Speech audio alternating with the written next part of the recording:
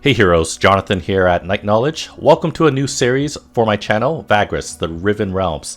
This game is like Wildermyth in that it is a narrative heavy game with RPG elements, but also resource management as well, a team management, combat, and all that kind of stuff.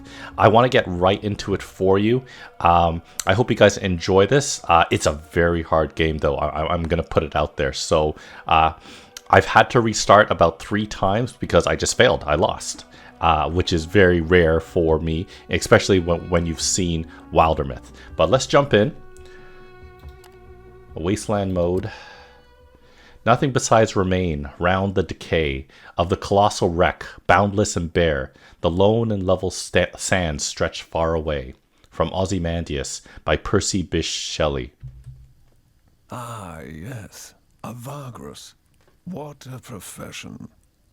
Daring and savvy, always watching the horizon, always looking for an opportunity, and of course, for what is best for his comitatus, eh? And you are a Vagrus too, are you not? Many of your kind have I seen in my long life as a vagabond. Care to listen to a story about your exquisite occupation, good master?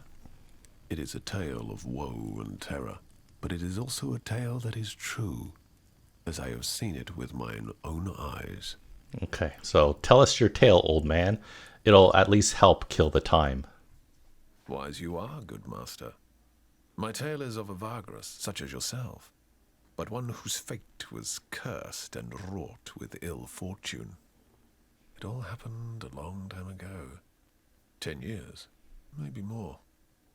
I was but a passenger, traveling rough roads and forgotten ways with this comitatus, south along the feet of the great mountains of the west.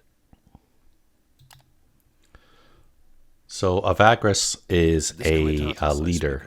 Had fallen under hard times. Perhaps it was due to imperial harassment or unfortunate decisions, or simply bad luck. Irafrons, saint of roads, does not always smile on us mere mortals. But however it came to pass, their coin was drying up, and their opportunities seemed few and far between. One of the last chances their Vagrus saw was to travel to the remote town of Heap and spend their remaining funds to stock up on cheap scrap metal. This metal could be sold for great profit over in the east and south. It wasn't a bad plan, truly, but it was not without risks either.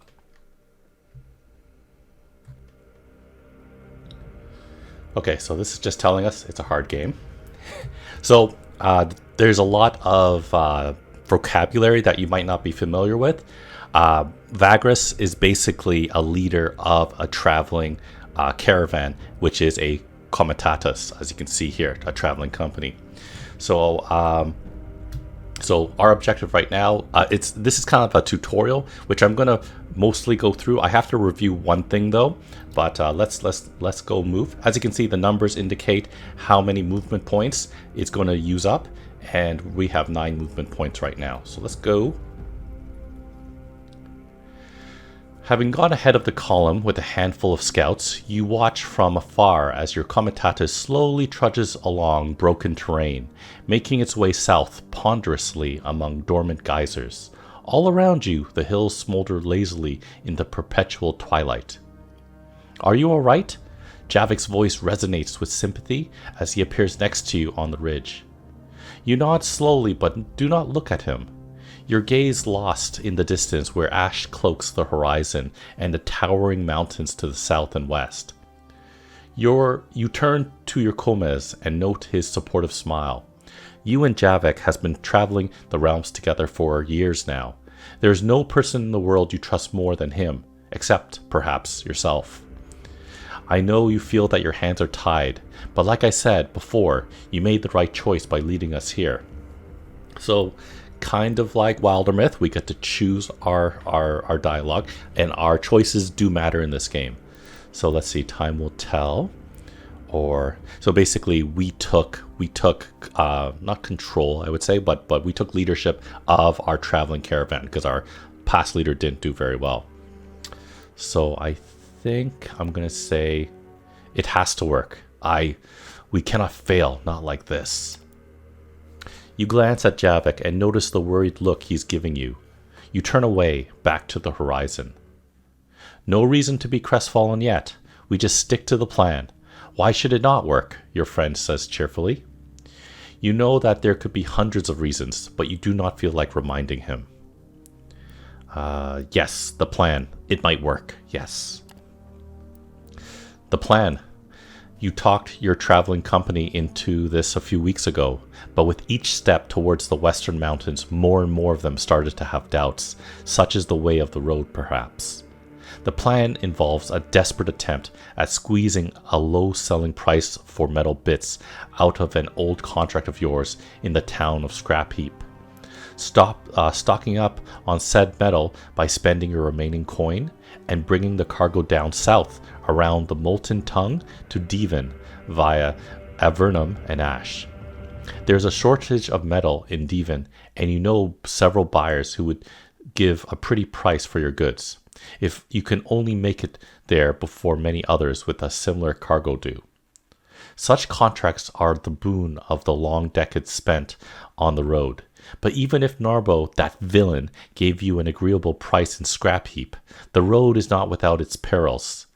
Sneaking through the gap between the dead forest and the Molten Tongue is inviting disaster, so it is not a path many Vagri would risk. And of course, if this fails, you are out of alternatives. Do you think Narbo will help us out? The old scavenger was never famous for his goodwill, Javik wonders. So as you can see, we are able to click on this blue font. You probably read it already. And it brings up kind of like a codex of background information. I'm not going to really read this unless you guys comment below. And it'd be my pleasure to read this. This will help us understand the places and things in this world. Let's close that up. So Scrap, like say for example, Scrap Heap is a town on the edge of Imperial territory, just north of the Molten Tongue and south of the Forest of Shadows. Okay, so let's see. Do you think Narbo will help us out? Let's see. One can only hope. Let's see. We always did good business, or if he's not willing, we must find a way to compel him, or he has to help us out. He won't be able to pass up the opportunity to make us indebted. Let's say, one can only hope. I haven't seen him in years, but we always did good business. That said, you are not sure he would remember you, or if he is alive at all. I'm sure such a sleazy bastards as Narbo would remember all the business they've ever done, Vagrus. Javik rubs his chin absentmindedly. You have seen this expression of his too often, not to realize he's using his sorceress talent to read your mind. Taking a peek, Javik? Apologies! Javik rubs his eyes quickly and looks away. You know how it is. It comes to me so naturally that I don't notice I'm doing it. Your thoughts are loud, Vagrus. I have to actually block them, you see. After joining your comitatus 6 years ago, Javik proved to be an invaluable asset. Not only does he sense moods and thoughts around him, but he's also able to subtly manipulate others when he focuses his inner energies. It comes in handy when doing business, and there are his other perks. A few times you saw him shatter the minds of men and beasts who tried to kill him. Not a pretty sight, but a very effective deterrence. Yet, because he's not a trained sorcerer, at least not in the traditional sense, his abilities are sometimes difficult to control. You have become accustomed to his impromptu thought scans, while others might find it less bearable to be around him. For this reason, he has kept his abilities a secret for many years overall, but you can't keep a secret such as this for long in the close-knit community of the comitatus, especially not if you're keeping bursting minds and knowing things you shouldn't. So there are only a handful of your comas who put up with being near him for any length of time. But even so, he has not probed your mind in years. Certainly not on purpose, but neither by accident. Perhaps he is less in control now, which suggests he is more on edge about this whole trip than he lets on. Apology accepted. You manage a faint smile. Let us return to the others and push on. There's a day's travel ahead of us. Both of you head west to join the column. As we Okay. were coming up to the gates of Scrap Heap, this trash pile town of cutthroats and scavengers, we could see the vast mountain ranges of shattered Bivanda Thar looming ominously over the horizon, half shrouded in the gaseous vapors belched forth by the volcanoes in the far west. My companions prepared to do their business in town as fast as they could, not wishing to tarry in this notorious place. Okay. So let's go to Scrap Heap. We're going to buy stuff. Okay, so at the foot of an ever-fuming mountains of an ancient dwarven kingdom lies Scrap Heap, the town of scavengers. Debris and junk is piled into veritable hills upon which the rickety homes of the decrepit inhabitants stand precariously. Ash lingers everywhere, and the sun is almost always absent from the twilight skies. Deals are struck day and night over the precious metal scraps gathered in the ruins of nearby Dwendar Thar, while the Heap King oversees all from his dreaded tower. Shady eyes and soot-covered faces watch from under ash-laden awnings. Life is cheaper than iron here, some say. Okay, so let's track down Narbo. You make your way to the Wraith's Stash, a notorious watering hole tucked away in a small street just beneath the imposing tower of the Heap King, but not quite under its immense shadow. Few frequent the establishment, which makes it perfect for Narbo and his little operation of honest merchants. Apparently, the knave is not only alive, but has done well for himself in the past decade or so. Taking only Javik, you leave the comitatus to the care of Titus, your quartermaster, while you're gone negotiating. Ash is flitting from the black sky as you cross the street and nod to the bouncer of the Wraith's Stash. You give him your sidearms quietly. Rules are rules, at least as long as they can enforce them. Yet, they have the courtesy of allowing you to keep your dagger, and of course, they have no idea what Javik is capable of, should it come to a scuffle. Not that you expect such a thing, but with Narbo, no one really knows. Though we've told your crew that he and you go way back, the entrepreneur is capricious and manipulative man, with whom you did not part on the best terms. Does he remember that? Surely. Could he be persuaded to take your proposal? Who knows? Your eyes slowly adjust to the dimness of the tavern's interior. Only a few candles and lamps at the bar illuminate the common room. Shadowy faces turn towards you and observe you through the smoke. The bartender, a thick-set man in a dirty tunic, is chewing tobacco serenely. Above the bar hangs the skeleton of a large heap lizard on display. Narbo is sitting at a table in the back, his bodyguard half hidden in the darkness at the wall behind him. So what are we going to do? We're going to make our way confidently to Narbo, walk over to the bar, or sit down at one of the vacant tables. Let's sit down at the vacant table. Let's not go directly to him yet. You sit down with Javik and take a peek at Narbo now and again, ordering a mug of bitter ale called Ash Tongue for yourself and a coffee for Javik. Your companion leans closer. Your friend Narbo seems to be having trouble with a package. In his mind, it is a source of constant frustration in connection to the Heap King. You nod to Javik. His ability to read surface thoughts has proven to be invaluable on many occasions. Perhaps this is the edge you need. You notice how the sleazy merchant has stopped fiddling with his calculus and is now looking at some papers listlessly. It is time. The entrepreneur looks up from the stack of papers in front of him and rubs his eyes. Narbo is a corpulent man with a bushy dark beard and a few missing teeth. Part of his face is covered in scars similar to those left by old burns. That, coupled with a withered and mutated left arm that hangs limply at his side, is a clear indication of the taint.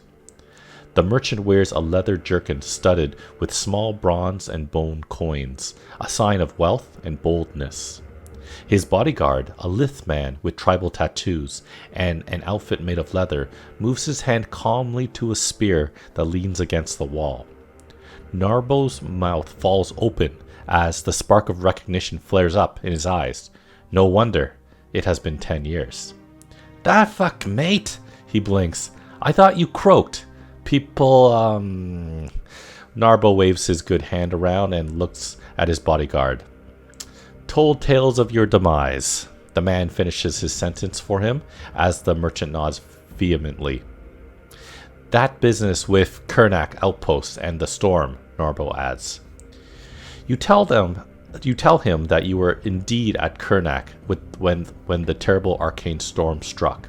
You describe the horrors of that night briefly, and you add how many of your original comitatus died there, close friends, old traveling companions, but you walked away unscathed. This was years ago.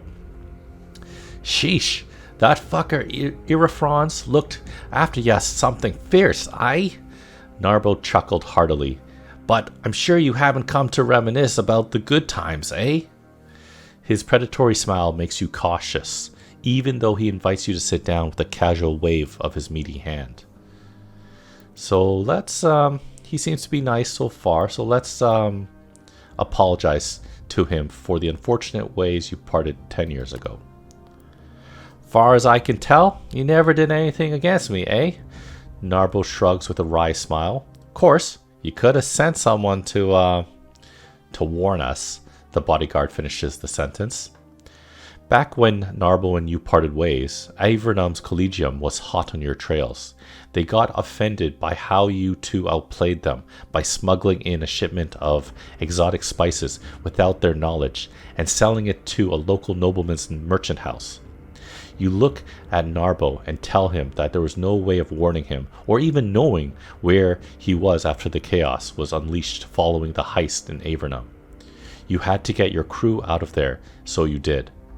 The merchant is fiddling through thoughtfully with a stack of papers while listening to you. "I appreciate you coming clean, even if this sorry business was so many years ago," he says after a long pause. The bodyguard becomes visibly less tense. "But something tells me that ain't all you came for still. So what is it?"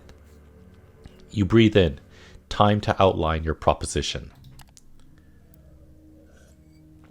You explain to Narbo how you want him to give you a discount on a shipment of metal scraps, which you would then smuggle into Devon through contracts you have in the city's underworld. The profit on the shipment would be quite exquisite. You do not name your contact, but divulge enough of her that the plan looks solid. Buyers, you say, are lining up, expecting the shipment soon. Narbo sits in silence, eyes fixed on the table, as if listening to some noise from afar. He does not cut you off at any time during your proposition. At length, after you're done, he looks up and gives you a weak smile. "That sounds like you have been thinking a long time about it," he says as he shifts in his chair. "And it's a great plan, except for the part where I give you a discount for you asking and not much else. And I don't do that, mate. That would make me, an almoner," the bodyguard adds discreetly. That a word? Narbo looks up at him. When the man nods, he turns back to you. "Aye, an almoner. See, I'm no almoner. You gotta do better than that. What do you got for me?" So, as you can see, we have different options, and we can use what's called resourcefulness. It is a resource that, it's restored at the end of each day, and this will increase the chances. So we can go from moderate to moderate.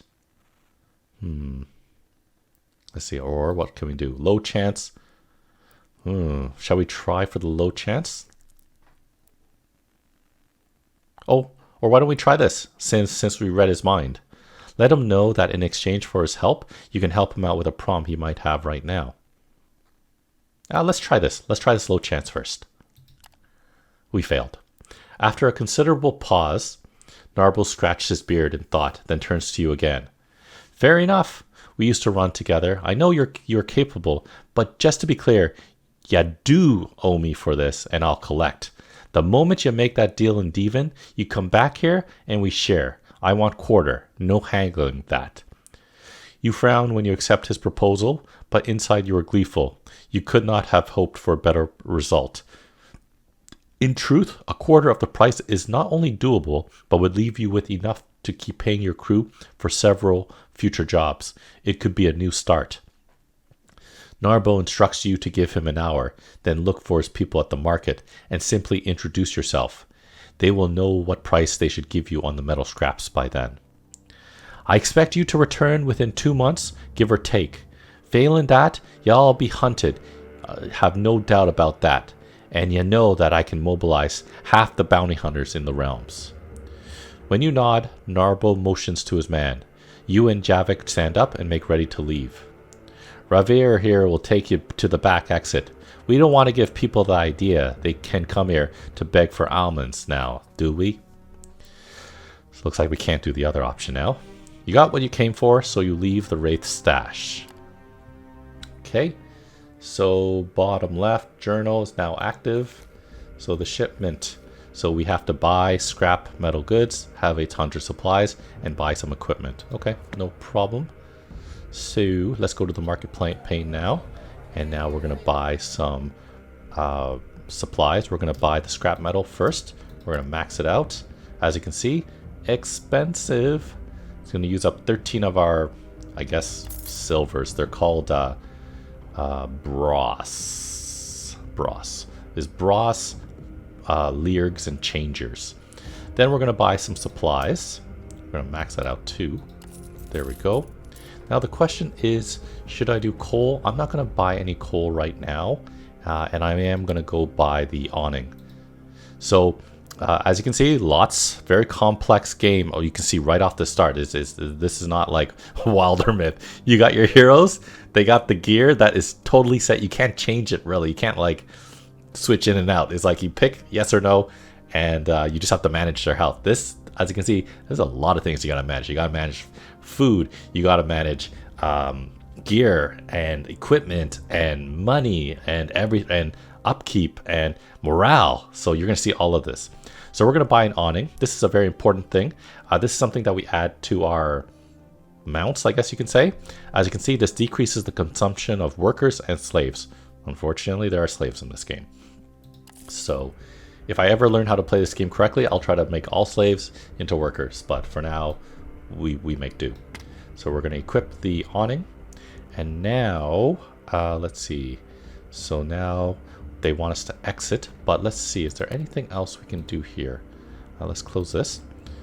Let's see. So we got that. There's always something. So as you can see in the main town area, there's different stories. So let's go stroll Scrounger's Lane. You and Javik roam the dingy market called Scrounger's Lane at the foot of the great heap upon which the tower of the Heap King is built. Ash-covered awnings and dirty stalls line the labyrinth streets, with stifling narrow alleys and tiny squares adding to the general confusion. Sometimes it's difficult to tell a shop from a dilapidated home, and for a good reason. Most people who live here are also merchants to some extent, and even though the Heap King's militia is there to keep the peace, you can't help but notice all the shifty gazes from the deplorable types aimed at you. So let's see. Looks like you recall a little shop hidden in an alley. Its owners used to peddle. So do you think we should raise it to even higher? Yeah, let's raise it. Let's raise our chances. Okay, so success. The small shop is still there at the end of the serpentine alley on the south side of the market district. Standing outside of it, you notice how it is in much worse shape than you remember. Inside the decrepit scrap shack is an equally unkempt young fellow who hails you with a jolly smile. The shop looks empty. A short conversation reveals that the youngster is the son of the man who used to run this place. His father never came back from a forage in Dwarven ruins a few months ago. Unfortunately, I don't have Dad's expertise on dwarves, neither am I the adventurous sort, so by now I've sold all his remaining stock and I'm closing shop soon. Then I'm off, and away from Crap Heap for good. Go south, maybe to them Dragonlands, he says, scratching his beard. You talk a bit about Dwarven culture and his father's obsession with their forgotten technological wonders. You are about to say goodbye when he slaps his forehead. I still have something here that a Vagrus such as yourself might be interested in. He fishes a small brass compass out of his pocket and hands it to you. It is a masterwork, no doubt, sporting runes and detailed etchings on the side. The fellow is willing to sell it to you for a token price. So this Dwarven Compass, as you can see here, which costs money, will give us +1 max movement, which actually is very useful. So we're going to buy it. Hopefully we can afford it. So I think at this point, we're not going to look at any local prices and goods. We're just going to leave the market. Maybe let's walk up to the tower. Perhaps it's time to visit the Heap King. Walking up to the great Heap to the immense tower is a daunting task. Up on the hill, it is even more difficult to breathe than in the ash-choked city at its feet. A hot wind blows from the south. Every step is slow torture. By the time you reach the gates of the tower, your chest is heaving and you're coughing up soot. Before you rises the tower of the Heap King, ruler of this trash pile of a town. The whole structure is cobbled together from scrap, with the lower levels covered in metal sheets. A huge bonfire of yellow, white flame burns on the topmost level day and night, a beacon for the scavenging teams to follow home.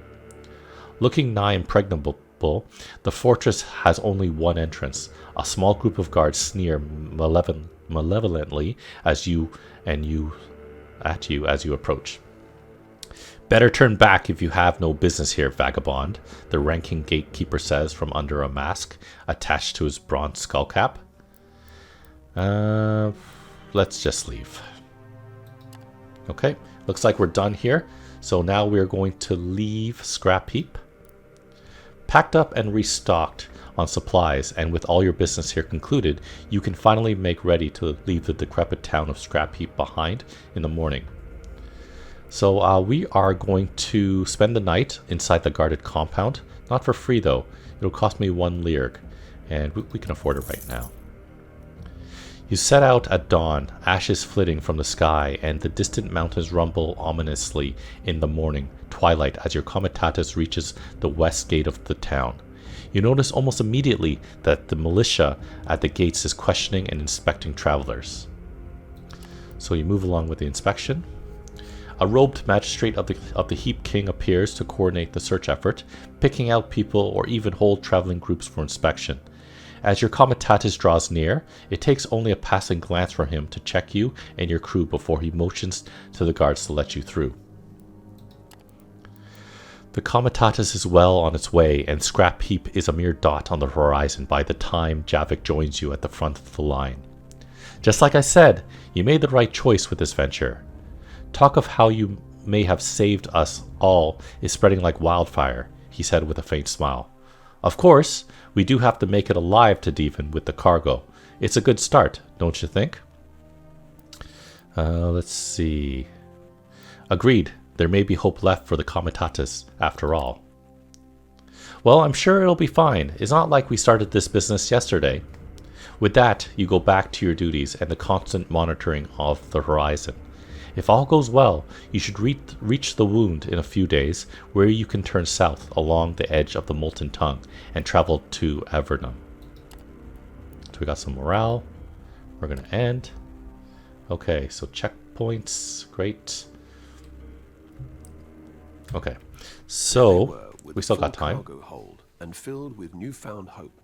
Yet the road ahead still promised hardships and peril. I traveled with them southwards, expecting to reach more habitable lands beyond the Molten Tongue's river of lava. Okay, so we don't have the map yet, unfortunately. Okay, yeah, I can't do the map yet because it's just a tutorial. So we will move and make our way. Oh, you know what? Did I even do that? I didn't equip it. Okay, hold on a second. Okay, this is just tutorial stuff. It wants us to make an outrider. Okay, so I've done that, and then it wants me to close this. But you know what? I need to go to my cargo. I should have done this first. I'm going to equip the what's it called, Dwarven Compass, so I increased my max movement from 9 to 10. Okay, so let's keep moving. 5 more. Okay, we'll go here. Okay, let's see. Being on the road all day. You can also camp earlier than running out of movement points, which helps raise vigor faster. I never understand this little, what's it called, tool tip. So they say that if you have leftover movement points, then that's good to restore your vigor, which is very important in this game. But I'm not really sure how it works. Anyways, this is teaching us all sorts of stuff, and I'll talk about that. Okay, so first thing we're going to do is, so as you can see, we can choose to pay our people right away or later. I'm going to pay because one thing I'm not too sure is if there's like extra, like if there's like what's it called, not tax, or so if you don't pay your people, say you wait a week, do you have to pay like extra on top of what is owed? So we'll pay now. We will also set rations to 100%. And as you can see, lots of different things we got to pay attention to. We got to pay attention to morale. We got to pay attention to the obedience of your slaves, the nutrition of your comitatus, and the vigor. As you can see, different statuses means different bonuses or debuffs. So we want to keep vigor high so that we can have more movement. If your morale goes too low, then you're going to have to start convincing your comitatus that you should be leader. If you can't convince them, the game ends, basically. If the slaves become disobedient, they might leave, or they might try to run. They might even try to kill your own crew. And then nutrition, you don't want them to starve and die. So lots of different things. We can talk to our crew. As you can see, we got 2 different people. I'll just open that. I can't open that up right now. So other things we can do every day at camp, which we're going to be camping a lot. We can send people out to forage. So let's see. We're going to forage and post guards. Let's see. Well rested. So let's see. We're going to go from energetic to well rested.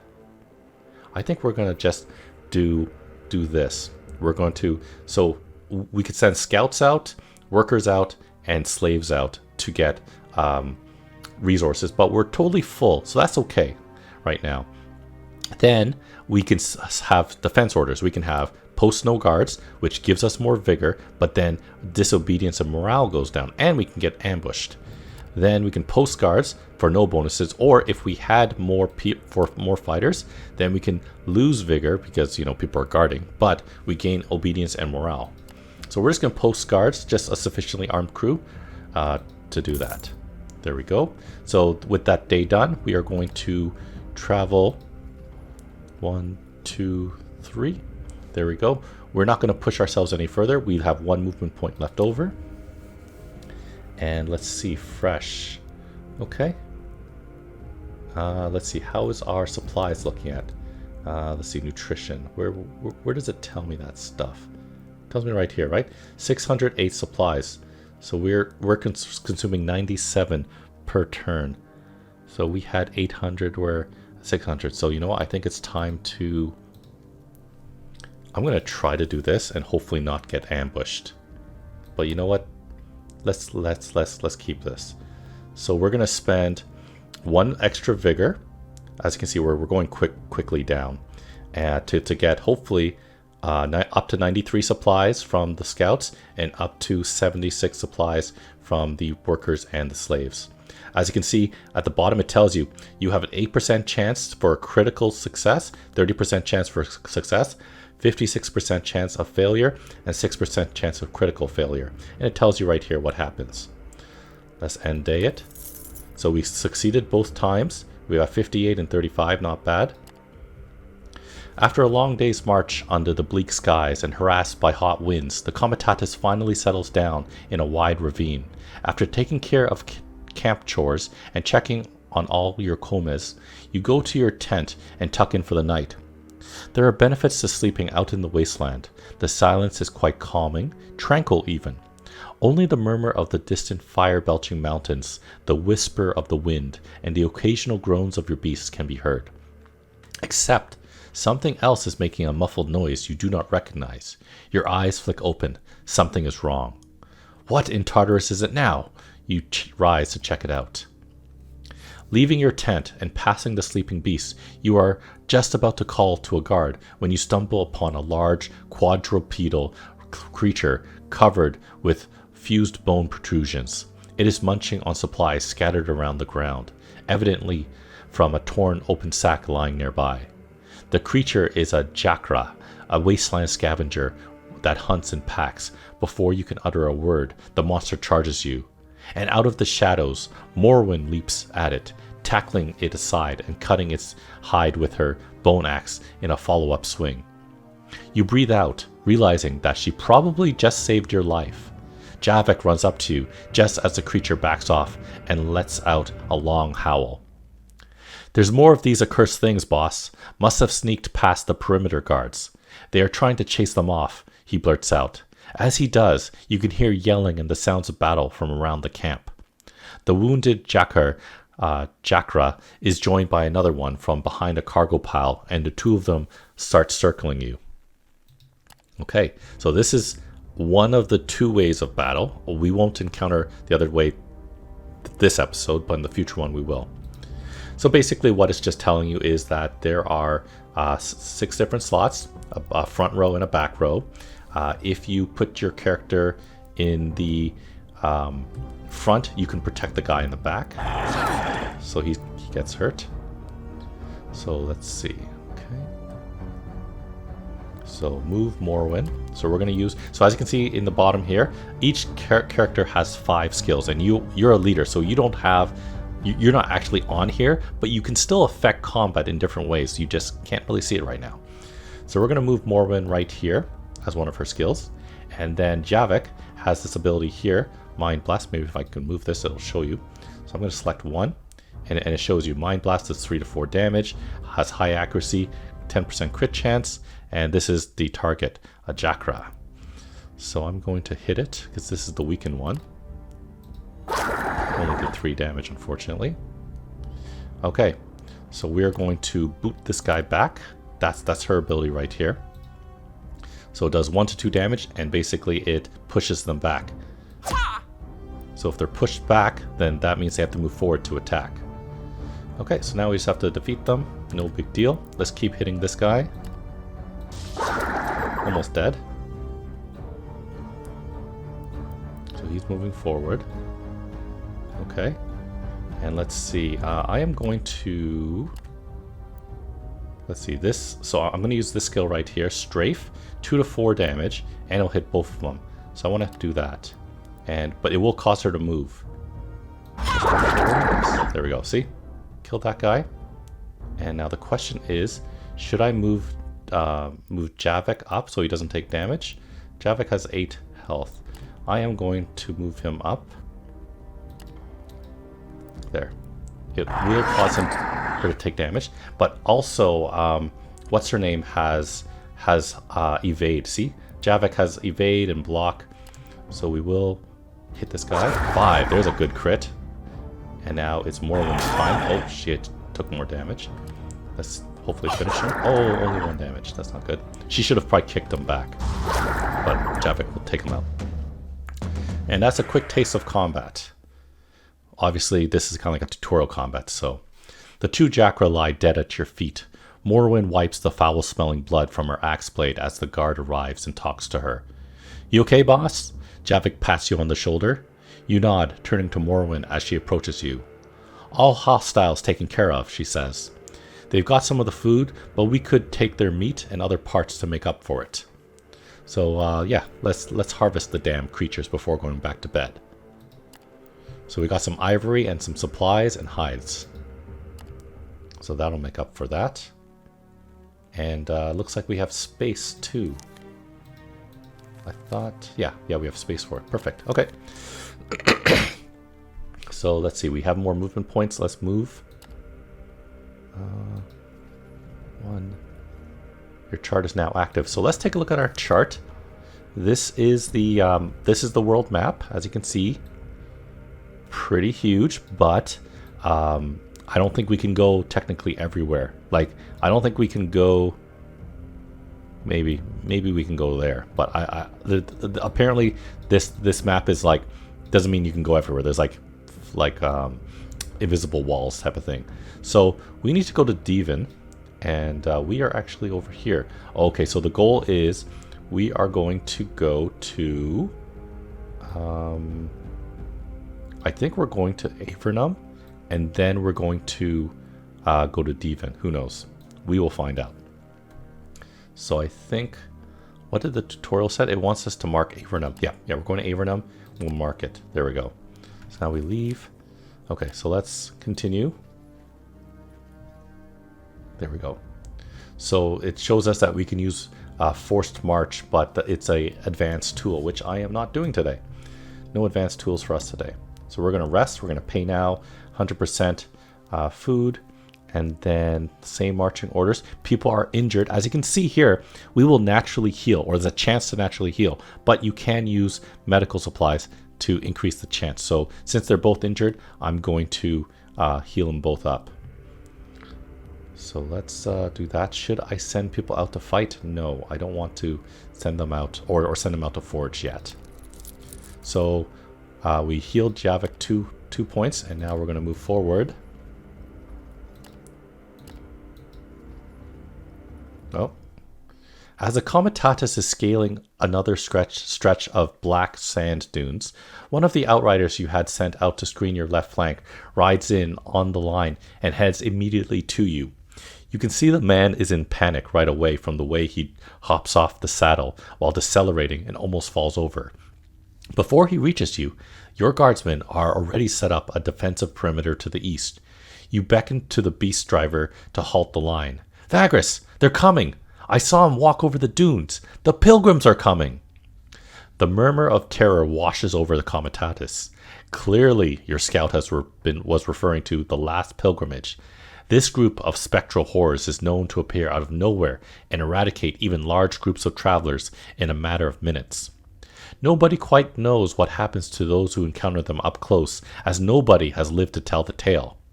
Some reckless people were reputedly able to take a peek at the otherworldly wayfarers, but during your many years as Vagrus, you have never met any such person whose story was credible. You know all too well that if your outrider tells the truth, and you see no reason why he wouldn't, the only chance of survival is for all of you to run or to hide. And that is where we're going to end today's episode. Thank you very much for joining me today. I hope you're enjoying it. I know it's a ton of reading and this is killing my throat, but I definitely like this type of game, and I hope you are too. Check out the rest of my channel for other videos for Vagrus, video games, board games, and other fun things. Thanks for watching, and I'll see you next time.